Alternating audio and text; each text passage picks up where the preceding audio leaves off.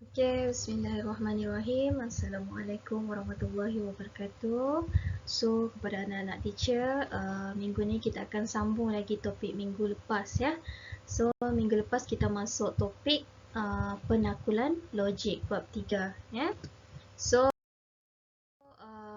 minggu lepas, okay, sebelum kita masuk, teacher mau refresh sedikit lah ya. Minggu lepas kamu sudah jawab soalan tentang pernyataan atau bukan pernyataan ya. Ada juga soalan tentang implikasi jika maka, implikasi jika dan hanya jika. Okey. Lepas tu kamu ada jawab soalan tentang pernyataan majmuk dan ataupun atau ya. Adakah pernyataan itu benar ataupun palsu kan? And then soalan tentang penafian ya. Jadi hari ini kita akan sambung lagi untuk topik pernyataan ni. Ya, ada dua topik lagi yang pernyataan sebelum kita masuk topik hujah ya. So kita start dengan hari ini kita start dengan akas, songsangan dan kontrapositif. Alright. So di sini kalau kamu tengok ya, teacher ada bagi satu table implikasi, akas, songsangan dan kontrapositif. Okey. Biasanya soalan akan tanya, nyatakan akas bagi implikasi yang berikut. Okey, nyatakan songsangan bagi implikasi yang berikut. Ataupun nyatakan kontrapositif bagi akas yang berikut. Biasa dia akan tanya tu. Jadi kotak ni, table ni adalah panduan yang sangat penting untuk kamu ya. Kalau boleh kamu hafal lah ni. Okey, ini bintang-bintang ni ya, kamu hafal lah. Okay, cara jawabnya macam mana? Okay, contoh kalau kita tengok sini, implikasinya jika X tambah 2 sama dengan 5, maka X sama dengan 3. So, ini sebagai P, ya, yang ini sebagai Q. Alright. So, bila dia tanya tentang akas, okay, kalau dia tanya tentang akas, dia punya kedudukan implikasi ni dia berubah. Dia terbalik. Maksudnya yang Q akan berada di hadapan, okey, yang P akan berada di belakang. Jadi kalau kamu tengok di sini, ini di sini akan jadi Q, okey, di sini akan jadi dia punya P. Dia terbalik, kedudukannya terbalik daripada implikasi. Ya, kalau dia tanya nyatakan songsangan bagi implikasi, okey, kalau kamu tengok, kalau implikasi jika X tambah 2 sama dengan 5, okey, tapi kalau songsangan dia akan cakap jika X tambah 2 tidak sama dengan 5 sebab dia songsang kan, dia berlawanan daripada implikasi. Okey, maka X tidak sama dengan 3. Okey, dia berlaku kontra dengan implikasi. Okey, jadi kalau dia tanya kontrapositif, dia adalah songsangan bagi akas pula. Okey, dia adalah kontra bagi akas. Kalau kamu tengok, jika X sama dengan 3, kalau kontrapositif, jika X tidak sama dengan 3, maka X tambah 2 tidak sama dengan 5. Okey, sebab itu teacher kasih label color yang berlainan ni. Kalau kamu tengok, implikasi dengan songsang, color dia sama. Sebab dia berkait rapat. Songsang berkait dengan implikasi. Dia adalah kontra bagi implikasi. Okey, kalau kontrapositif, dia adalah kontra bagi akas. Okey, jadi ini kamu kena faham lah ya, kena faham lah.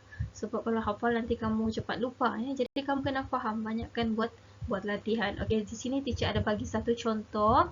Dia bilang tulis akas, songsangan dan kontrapositif bagi implikasi yang berikut. Okey, so dalam kotak putih ni, ini dia punya implikasi lah.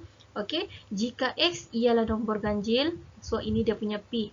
Okey, automatic ini dia punya P, maka 2X ialah nombor genap. So ini dia punya Q. Okey, dia suruh tulis akas, songsangan dengan kontrapositif. Okey, so kita tengok satu-satu. Kalau akas macam tadi, yang Q akan berada di hadapan. Okey, ini dia punya Q, yang ini dia punya P. Terlajak sudah dia. Okey, so dia punya kedudukan tu dia terbalik daripada implikasi ya. Jadi kalau songsang tadi, dia adalah kontra bagi implikasi. Dia adalah songsangan bagi implikasi. Jadi kalau implikasi jika X ialah nombor ganjil, Kalau songsangan dia akan jadi jika X bukan nombor ganjil. Okey, maka 2X bukan nombor genap. Okey, dia ada perkataan bukan untuk jadikan dia songsang lah, ya. Kalau kontrapositif, dia adalah songsangan bagi akas. Jadi kalau akasnya jika 2X ialah nombor genap, dia punya kontrapositif jika 2X bukan nombor genap, maka X bukan nombor ganjil. Okey, so ini kamu kena faham ya anak-anak. Alright, so kita next. Seterusnya, okey, di sini ada lagi satu kotak. Tapi kotak ni kamu tak perlu hafal lah, ya. Ini cuma panduan untuk soalan contoh ni, ya. Kalau kamu hafal tak ada masalah, ya. Tapi tak payahlah, ya. Tak payah hafal. Yang tadi tu kena hafal lah. Yang ini tak perlu, cuma kamu kena faham lah, ya.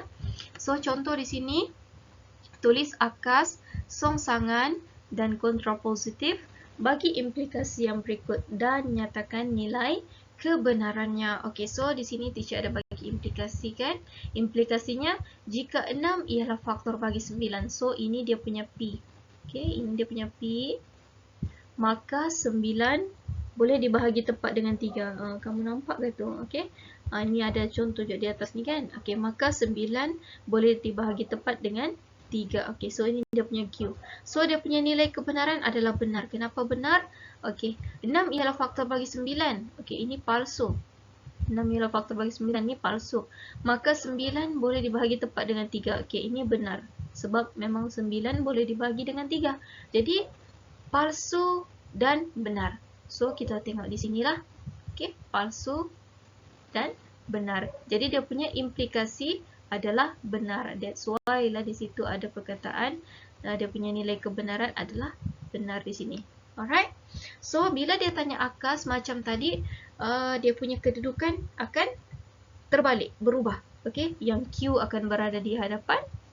Okey, yang Q akan berada di hadapan, yang P akan berada di belakang. Okey. So dia akan jadi palsu. Okey, di sini kamu ada tengok. Akasnya adalah palsu. Alright. So songsangan dia adalah songsang bagi implikasi. Okey. Okey. So kalau implikasi jika 6 ialah faktor bagi 9. So dia punya songsang jika 6 bukan. Ada perkataan bukan kan untuk jadikan dia songsang. Jika 6 bukan faktor bagi 9, maka 9 tidak boleh dibahagi tepat dengan 3. So nilai kebenarannya adalah palsu. Okey, sama dengan yang di atas kotak, palsu. Alright. And then kontrapositif dia adalah songsangan bagi akas. Dia adalah kontra bagi akas. Okey. Kalau kamu tengok, jika 9 boleh dibahagi tepat dengan 3.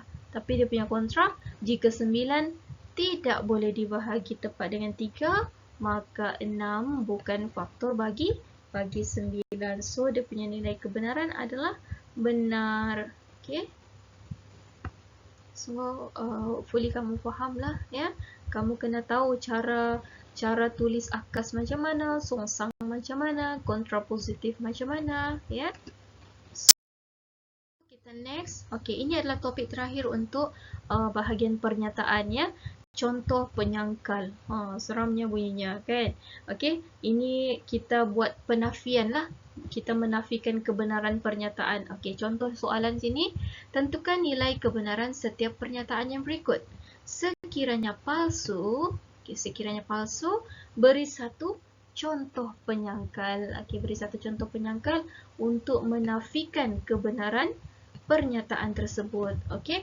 So, yang A, 3 atau 5 ialah faktor bagi 9. Okey, 3 yes, faktor bagi 9, 5 bukan faktor bagi 9.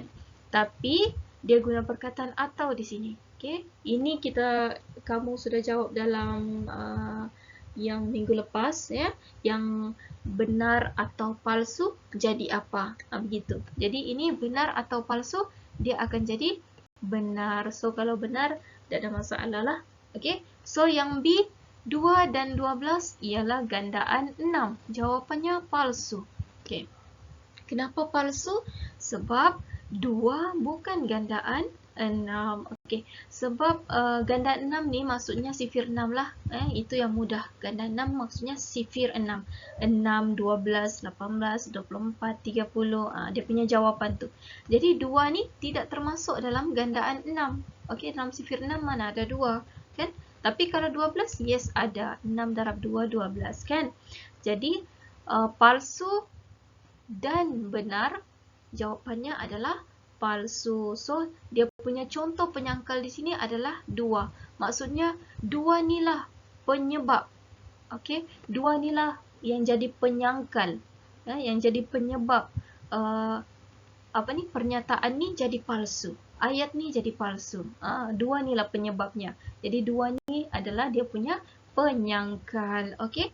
So C adalah benar, jadi tak payahlah ya. Di semua nombor bulat ialah integer positif. Jawapannya adalah palsu. Kenapa palsu? Sebab kosong ialah nombor bulat tetapi bukan integer positif. Okey, soalannya dia cakap semua. Ada perkataan semua. Okey. Okey, kalau semua maksudnya tiada nombor yang terkecuali lah. Okey, jadi jawapannya palsu sebab kosong. Okey, kosong dia nombor bulat tetapi dia bukan bukan integer positif. Jadi pernyataan ni salah lah. Okey, jadi kosong ni lah dia punya penyangkal.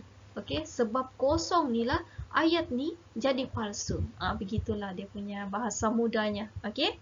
Jadi yang E, jika X lebih daripada 3, maka negatif X lebih daripada negatif Y. Okey, kita ambil contoh. X sebagai 4, Y sebagai 3. Okey, so 4 lebih daripada 3. So ini betul lah. Tetapi negatif 4 lebih daripada negatif 3. So ini salah. Kenapa salah? Sebab negatif 3 ni sepatutnya lagi besar daripada negatif 4. Dia sepatutnya begitu. Okey. Jadi jawapannya adalah palsu. Jadi contoh penyangkalnya di sini adalah yang inilah yang di belakang ni. Okey. Sebab yang inilah ayat ni jadi salah. Okey, begitu maksudnya. Alright. So habis untuk bahagian pernyataan. Sekarang kita masuk bahagian hujah. Okey, hujah pula dia. Okey. Alright. So hujah ni dia terbahagi kepada dua, iaitu hujah didaktif dan juga hujah induktif. Okey. Dia ada dua hujah. Alright.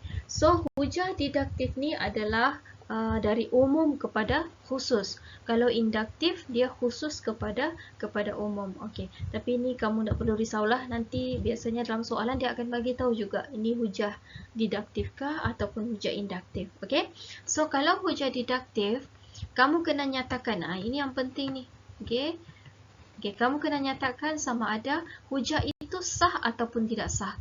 Kalau dia sah, adakah dia munasabah ataupun dia tidak munasabah. Alright. Kalau tidak sah, dia confirm lah tidak munasabah. Alright.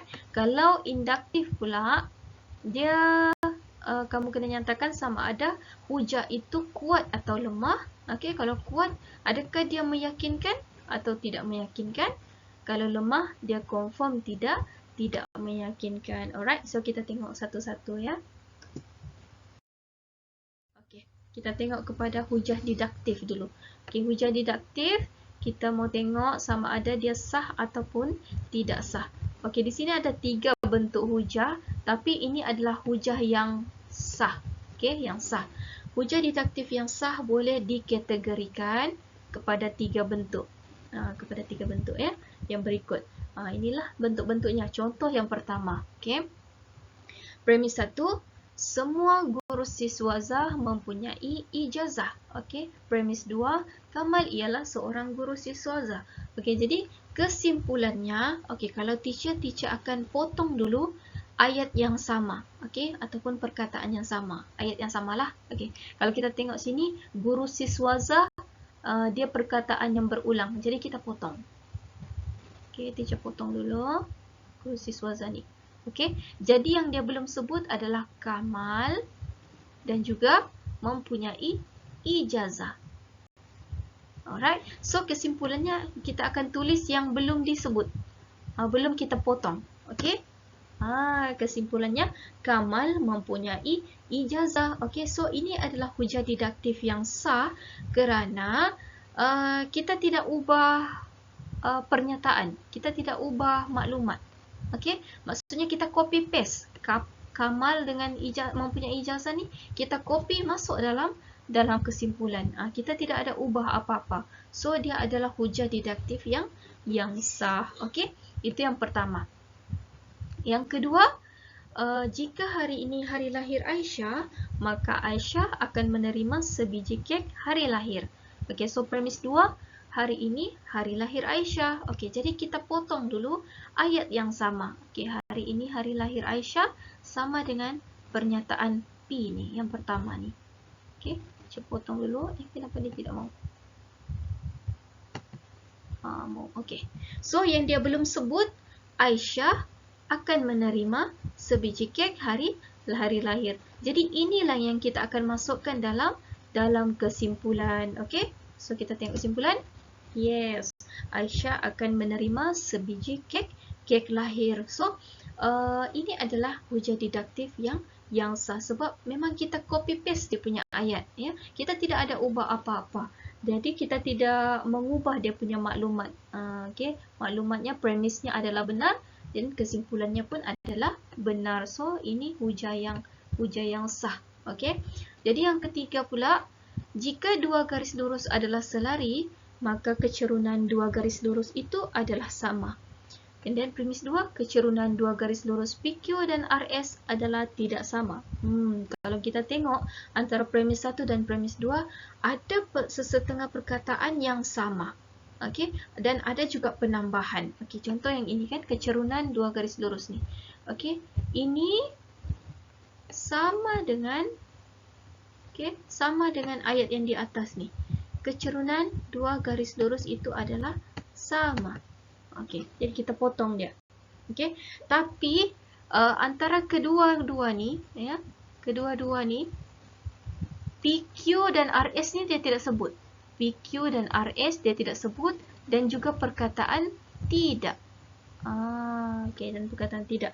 Jadi yang ini ni kita akan masukkan dalam ayat yang kita belum gariskan. Okey, itulah yang akan masuk dalam kesimpulan.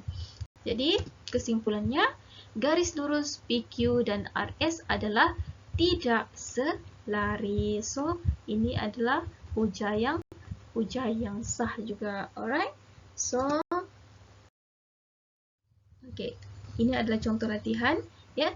Tulis kesimpulan bagi setiap yang berikut dan tentukan sama ada hujah didaktif itu sah ataupun tidak sah. Beri justifikasi anda. Okey, latihan yang pertama.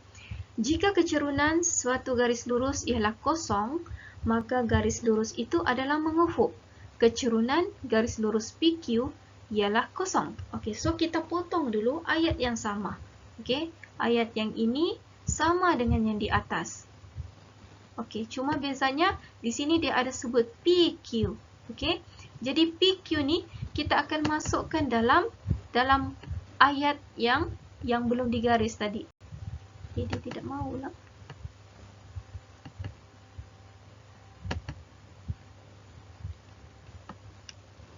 Dalam ayat yang digaris ni. Okey.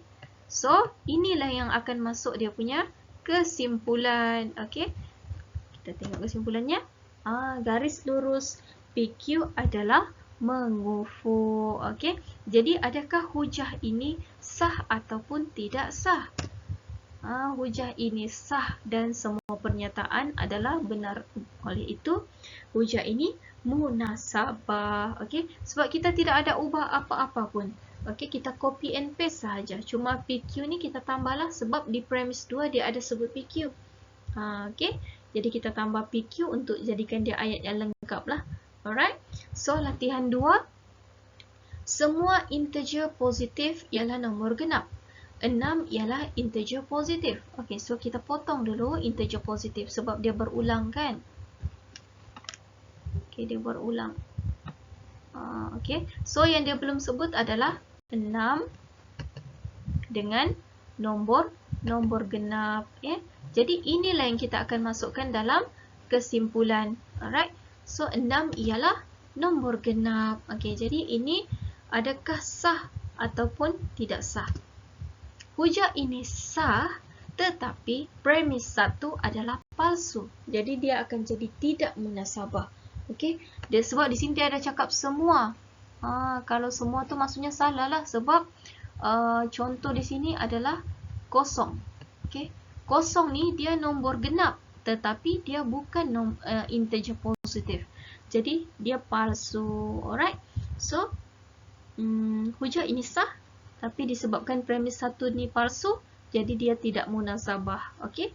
So yang ketiga, latihan ketiga, semua kubus mempunyai 6 permukaan. Sebuah pepejal mempunyai 6 permukaan. So kita potong yang 6 mempunyai 6 permukaan ni sebab dia sudah berulang. Okey, jadi yang dia belum sebut adalah semua kubus dan sebuah pepejal. Jadi kesimpulannya, pepejal itu ialah sebuah kubus. Jadi adakah hujah ini sah atau tidak? Tidak sah dan tidak munasabah, sebab kita tidak tahu pepejal tu apa. Okey, bentuk apa? Ada benarkah dia kubus? Kan? Kita tidak pasti. Jadi hujah ini tidak sah dan tidak munasabah. Alright? So kita masuk kepada hujah induktif, hujah yang terakhir lah, ya. Ini kita kena nyatakan sama ada dia kuat ataupun lemah. Kalau deduktif tadi kita kena nyatakan dia sah atau tidak sah. Kalau yang ini kuat atau lemah. Alright. Contoh kita tengok yang pertama. Premis 1. 4 ialah gandaan 2, 8 ialah gandaan 2, 12 ialah gandaan 2. Kesimpulannya, semua gandaan 4 ialah gandaan 2. Jadi adakah hujah ini kuat ataupun lemah? Okey. 4 ialah gandaan 2. Okey, ini betul. 8 ialah gandaan 2. Yes, ini pun betul. 12 ialah gandaan 2. Yes, ini pun betul. Gandaan 2 ni maksudnya sifir 2. Okey, ini kamu kena ingat ya. Gandaan 2 itu maksudnya sifir 2. Kalau gandaan 6 maksudnya dia sifir 6. Gandaan 8 maksudnya sifir 8. Okey. Jadi kalau gandaan 2 sifir 2. Okey, maksudnya 4 ada dalam sifir 2. Yes, jadi dia betul lah. 8 pun ada dalam sifir 2. 12 pun ada dalam sifir 2. Jadi semua gandaan 4 ialah gandaan 2. Maksudnya dalam sifir 4, jawapan dalam sifir 4 ada dalam gandaan 2. Yes, memang betul lah. Kan? Kalau gandaan 4 kan 4, 8, 12, 16. Semua ada dalam sifir 2. Jadi ini pun betul. Jadi ini hujahnya adalah hujah ini kuat dan meyakinkan. Kerana semua premis dan kesimpulan adalah benar. So dia kuat dan benar. Okey. Kuat dan meyakinkan. Okey. Jadi jawapannya adalah benar. Okey, contoh 2. 0 ialah integer positif. 1 ialah integer positif. 2 ialah integer positif. 3 ialah integer positif. Semua nombor bulat ialah integer positif. Adakah hujah ini kuat ataupun lemah? Okey, so kita tengok. Hujah ini kuat tetapi tidak meyakinkan. Kenapa? Sebab premis 1 ni palsu. Ini salah. Ini palsu. Okey, ini betul. Ini pun betul. Yang ini pun betul. Okey, jadi semua, dia cakap sini semua nombor bulat ialah integer positif. So ini salah lah. Okey, sebab bukan semua, yang ini kosong. Kosong ni dia nombor bulat tapi dia bukan integer, integer positif. Okey, jadi hujah ini kuat tetapi tidak meyakinkan. Sebab apa? Sebab premis 1 dia palsu. Okey. Contoh yang ketiga pula, ikan haruan bertelur, ikan bawal bertelur. Dan kesimpulan, semua ikan bertelur. Ini confirm salah lah, kan? Bukan semua ikan bertelur. Jadi dia punya hujah ini lemah dan tidak meyakinkan. Kerana premis adalah benar tetapi kesimpulannya adalah palsu. Okey. So ini adalah bentuk hujah induktif. Okey, kita tengok dia punya latihan. Kita try buat latihan. Tentukan sama ada hujah berikut kuat atau lemah. Okey, kuat atau lemah. Beri justifikasi bagi hujah yang kuat. Okey, contoh yang A. 4/1 4. Okey, ini betul. 5/1 5. Yes, betul. 6/1 6. Yes, betul. Semua nombor apabila didarab dengan 1 hasil darabnya ialah nombor itu sendiri. So, ini pun betul. Ya, sebab kalau kita tengok 4 darab 1 akan dapat nombornya sendiri. Okey, 5 darab 1 pun nombornya sendiri. Jadi, kesimpulannya ni adalah benar. Jadi, hujah ini kuat dan meyakinkan. Hujah kuat dan meyakinkan kerana semua premis dan kesimpulan adalah benar. Okey. Kita tengok yang B. Rama-rama bersayap. Okey, betul. Lalat bersayap. Yes, betul. Lebah bersayap. Yes, betul. Semua serangga bersayap. Semua. Ada perkataan semua. Semua ni maksudnya salah lah. Okey, tidak semua serangga bersayap. Kan? Jadi, hujah ini lemah dan tidak meyakinkan kerana kesimpulannya adalah palsu. Okey. So, tengok lagi satu latihan. Yang ini bentuknya lain pula. Dia dalam bentuk nombor-nombor ni. Begini. Okay. Rosie menulis, dia bentuk dalam pola. Okay. Rosie menulis semua nombor berpola berikut. Buat satu kesimpulan bagi nombor ke N. Okay. Ke N yang ditulis oleh Rosie. Biasanya N ni. Okay. Biasanya huruf N ni kan. Ini adalah nombor yang berubah-ubah. Okey, kalau kita tengok dalam soalan ni 5 sama dengan 3 kurungan 2 tolak 1 kan. Kalau kita tengok 3 ni adalah malar. Maksudnya dia sama tetap saja. Okey, tolak 1 ni pun dia tetap juga. Jadi dia tidak berubah. Yang berubah yang tengah ni. Yang tengah ni. Okey. 2, 3, 4 dan 5. Ini yang berubah. Jadi ini kita akan andaikan sebagai N. Okey. Tapi dia ada caranya. Okey. Jadi kita tulis. Teacher tulis di sini contohnya. Tapi buruk sikit lah. Contoh yang pertama ni. 5. Okey. 5 sama dengan. Okay, sama dengan 3. Okey. Kurungan. Okey. Kita tidak boleh tulis 2. Sebab kalau kita tulis 2, macam mana kita mau tulis 3, 4, 5? Kan? Dia kena ada perubahan lah. Kalau kita tulis balik, apalah gunanya kan? Kita tulis balik soalan. Tak ada maksud apa-apa pun. Jadi macam mana cara supaya N ni, dia ada jadi bentuk satu nilai yang lain. Okey? Contoh 2 ni, kita boleh buat 1 tambah 1. 1 tambah 1. Okey, 1 tambah 1. Tolak 1. Buruknya. Tak apalah ya, yang penting kamu faham. Okey, jadi kalau 3 ni maksudnya 2 tambah 1 kan? 2 tambah 1 lah. Okey, jadi kalau 4 maksudnya 3 tambah 1 lah. 3 tambah 1. Ya Allah, buruknya. Maaf ya anak-anak. Okey. Lepas tu 4 tambah 1. Okey, sebab dia 5 kan? Okey. Okey. Okey. So, okey. Jadi yang di depan ni dia semua malar kan? 3, ini pun 3, di sini pun 3. Jadi kita akan tulis dia sebagai seperti inilah. 3. Okey. Yang ini sebagai N, yang nombor-nombor 1, 2, 3, 4 ni. Sebab itu nilai yang berubah, N. Okey. N tambah 1. Okey. Sebab 1 ni malar kan, jadi kita tulis balik. Tolak dengan 1. Okey. Tapi ini bukan jawapan akhir. Okey, kita darab masuk dululah. Ni, 3 darab N, 3 darab 1. Ya Allah, buruknya. Okey. Jadi 3 darab N maksudnya 3N. Okey. 3 darab 1 maksudnya tambah 3 lah. Macam budak belajar ya.